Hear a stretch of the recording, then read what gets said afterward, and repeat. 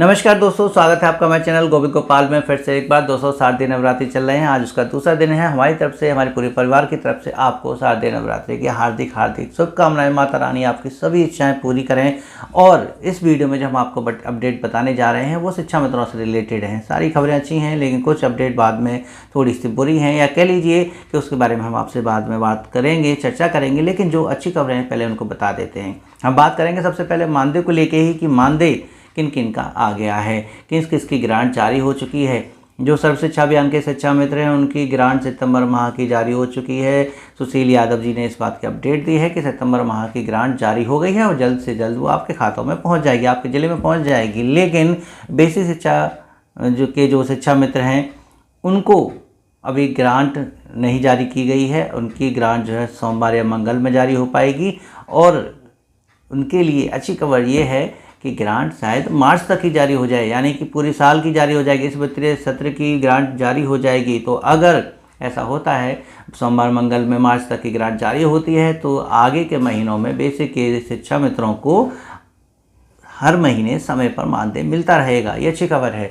लेकिन देखिए, शिक्षा मित्रों को मानदेय एक तो वैसे ही अल्प मिलता है, 10,000 रुपये मानदेय मिलता है। उसमें घर का, मैं नहीं मानता कि उसमें किसी भी तरह से किसी भी घर का पालन पोषण हो पाता होगा। कुछ ना कुछ आय का अतिरिक्त सोर्स जरूर शिक्षा मित्रों ने बना रखा होगा। लेकिन हम बात जब अपने से हट के किसी ऐसी शख्स की भी तरफ देखें जहाँ वो हमसे कम कमा रहा है, ज़रा हम उसकी परिस्थितियों को भी सोचें, तो हमें थोड़ा सा विचार करना चाहिए कि कैसे वो अपने परिवार को, या कह लीजिए कि कैसे वो उस धन को संरक्षित करता होगा। जी हाँ, हम बात कर रहे हैं रसोइयों की, जिनका मानदेय मात्र 2,000 रुपये प्रति माह है। और ये 2,000 रुपये प्रति माह उनको कब मिलते हैं आपको पता है? अभी जो ग्रांट जारी हुई है रसोइयों की, वो माह मार्च और अप्रैल, मई जून का मिलता नहीं है। और जुलाई 3 महीने की ग्रांट जारी हुई है।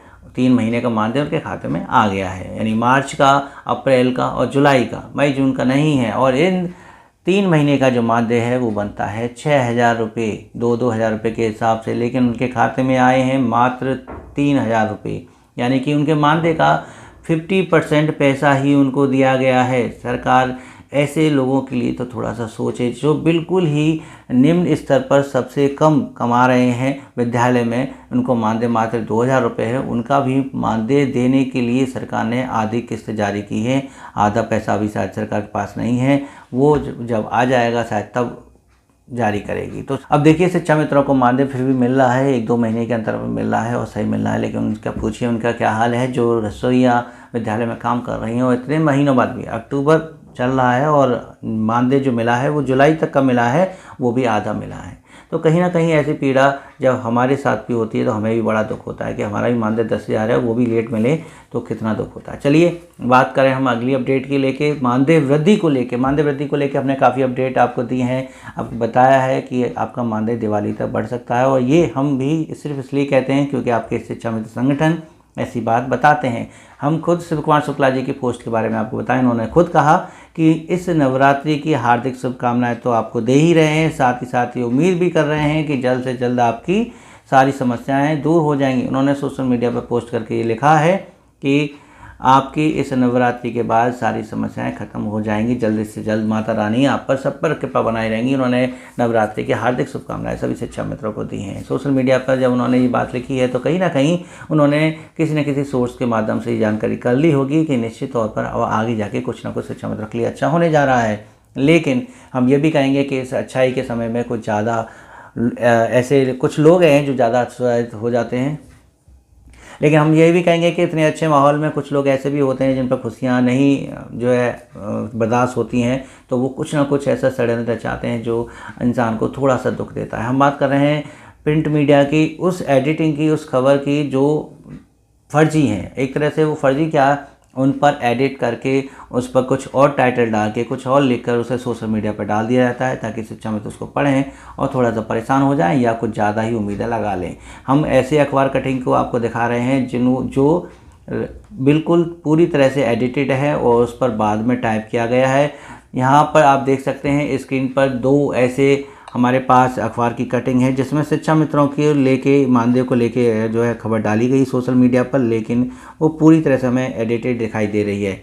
यूपी संविदा कर्मी ब्रेकिंग न्यूज टुडे मिल गया गांधी जयंती का बम्पर तोहफा, ऐसी हेडिंग तो कभी अखबार वाले लिखते ही नहीं हैं। और नीचे देखिए 32,500 सैलरी के साथ मिलेगा दिवाली का बम्पर। यहाँ पर शिक्षा मित्रों को लेकर ये भी कहा गया है कि 60% वृद्धि के प्रस्ताव पर सहमति हो गई है। इसमें भी शिक्षा मित्रों को लेकर कोई खास अपडेट है नहीं है। तो हमें ये देखना है कि सोशल मीडिया पर ऐसी जब कोई पोस्ट आती है तो हम खुद चेक कर सकते हैं गौर से उसको देखें कि ये एडिट क्या हुआ है या ओरिजिनल अखबार की कटिंग है। तो हमारा सभी से आग्रह है, विनती है कि ऐसी अपडेट से थोड़ा बच के रहें, ऐसी फर्जी खबरों से थोड़ा बच के रहें। मानदेय वृद्धि होगी, कितनी होगी अभी कुछ नहीं कह सकते हैं, और जल्द ही इसके बारे में सबको जानकारी मिल जाएगी जब ये शासनादेश आ जाएगा। और अब अंत में जो हम अपडेट बता रहे हैं वो थोड़ी दुखद है, क्योंकि अभी पिछले कुछ दिनों में शिक्षा मित्रों के बारे में इतनी अपडेट मिली हैं, उसे सुनकर थोड़ा दुख होता है। एक के बाद एक शिक्षा मित्र इस दुनिया को छोड़ के जा रहे हैं, कुछ हार्ट अटैक की वजह से, कुछ गंभीर बीमारी की वजह से जिनका इलाज नहीं हो पाया, आर्थिक तंगी की वजह से, एक की जो है करंट लगने से मौत हो गई। ये सभी शिक्षा मित्र जो हैं आर्थिक स्थिति की कमजोरी की वजह से शायद अपना इलाज नहीं करा पाते हैं सही तरीके से, जिसकी वजह से ऐसा होता है। सरकार मानदेय बढ़ाएगी ये तो अच्छी बात है, लेकिन कम से कम इनके इलाज के लिए जो आयुष्मान वाली योजना की बात रखी गई थी उसको तो सरकार अगर इनके लिए करती है तो कहीं ना कहीं 2-4 लाख रुपए का इलाज इनका हॉस्पिटल में हो जाएगा, तो कुछ बीमारियों से इनको बचाया जा सकता है। कम से कम 20 साल की सेवा के बदले सरकार इनको एक सेवा की इतनी सुरक्षा तो दे दे कि उनके स्वास्थ्य की सुरक्षा की गारंटी अगर सरकार ले लेती है तो कम से कम एक टेंशन सिर से ये कम हो जाएगी कि हमें अपने स्वास्थ्य के लिए भी पैसा को संरक्षित रखना है। जो पैसा वो थोड़ा थोड़ा करके बचाते हैं वो एक झटके में सभी बीमारियों में निकल जाता है। तो कहीं ना कहीं इतने लंबे वर्ष की सेवा के बाद शिक्षा मित्रों को स्वास्थ्य सुरक्षा तो सरकार को प्रदान करनी चाहिए, ऐसा हमारा सभी की इच्छा है, शिक्षा मित्रों की इच्छा है। आयुष्मान की कुछ जो है नियम और शर्तें हैं, लेकिन शिक्षा मित्र उन पर खरे नहीं उतरते हैं, इसलिए बैठक में इसको देने से मना कर दिया गया था। लेकिन सरकार के हाथ में है, सरकार सब कुछ चाहती है तो वो कुछ भी कर सकती है। तो इसलिए शिक्षा मित्रों को कोई ना कोई ऐसी योजना के अंतर्गत लाया जाए जिससे उनका इलाज हॉस्पिटल में मुफ्त कराया जा सके। ऐसे ही एक शिक्षिका की मौत हुई है सदमे से आगरा में, जिसमें एक फ्रॉड कॉल ने उनको इतना परेशान कर दिया कि वो परेशान हो गई और उनकी सदमे से मौत हो गई। ये फ्रॉड कॉल +921 कॉल से आती है जो बार बार किसी न किसी कमी में फंसा के आपसे पैसे हटने की कोशिश करती है। तो ऐसी फर्जी कॉल से भी सावधान रहना है। आपको किसी भी कीमत पर अदर नंबर जो +92 वाली हैं कॉल को रिसीव नहीं करना है, चाहे डीपी किसी की भी लग रही हो। यहाँ पर डीपी एक डीएसपी की लगी होती है जो बार बार कॉल करके आपसे पैसे ट्रांसफ़र करने की कहते हैं। तो सावधान रहिएगा ऐसी फ्रॉड कॉल से। तो हमारी बस आपसे यही विनती है कि आप भी ऐसे ही जो है अपडेट को सपोर्ट करें, वीडियो को लाइक करें, शेयर करें, चैनल पर नहीं हो तो चैनल को सब्सक्राइब कर लीजिएगा। मिलेंगे आपसे ऐसी कुछ अपडेट के साथ, तब तक के लिए नमस्कार, जय हिंद।